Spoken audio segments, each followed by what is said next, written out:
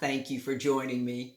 I'm going to be reading the Earth class notes written by the 12th Apostle, entitled Judgment Trilogy 2. The second mortal judgment of wind is covered in this Judgment Trilogy 2. Wind is the movement of air that can move at quite destructive speeds, but the bodies of humanity on Earth are more totally dependent upon air to survive the mortality process than any other thing on Earth. It's very interesting to understand how and why the air that we depend on so much for our survival can turn against us, so to speak, bringing strong winds of judgment. These strong, destructive winds can cause the death of our mortal body unless we seek and find safe protection.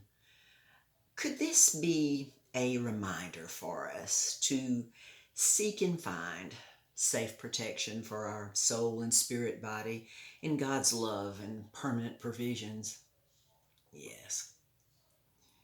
These winds of destruction seem to be happening somewhere on earth every day, primarily because of the foolish attitudes and actions of evil individuals. A classic example of this is in the Bible record within the second final exodus of the large remaining number of Israelites from the 12 tribes of Israel.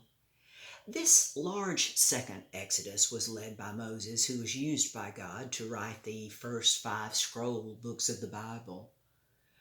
While the large second exodus of Israel were in the Sinai desert, they quickly became hungry and thirsty, becoming very angry with Moses when their food and water was gone. Moses then prayed to God for help, and God told Moses to strike a large rock with his staff in the name of God, and enough fresh water would come out of the rock for all continually. Moses did that, but he said, "Must we fetch you water out of this rock?" That was a major mistake for Moses, instead of believing God and obeying his words.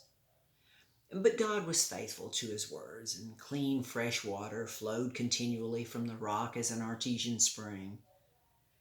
But when their food was gone, hunger became a problem, and the angels of God caused a small, wafer-like frost to appear on the ground called manna.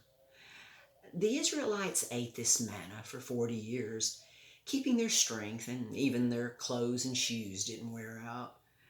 They became tired of eating the manna and wanting meat to eat. The angels then caused a strong wind to blow thousands of quail into the camp, and the wind had injured and killed the quail that covered the ground. And the Israelites began to eat the dead quail, causing many to become sick and die. May we always remember, beware of what the wind blows in. Until next time.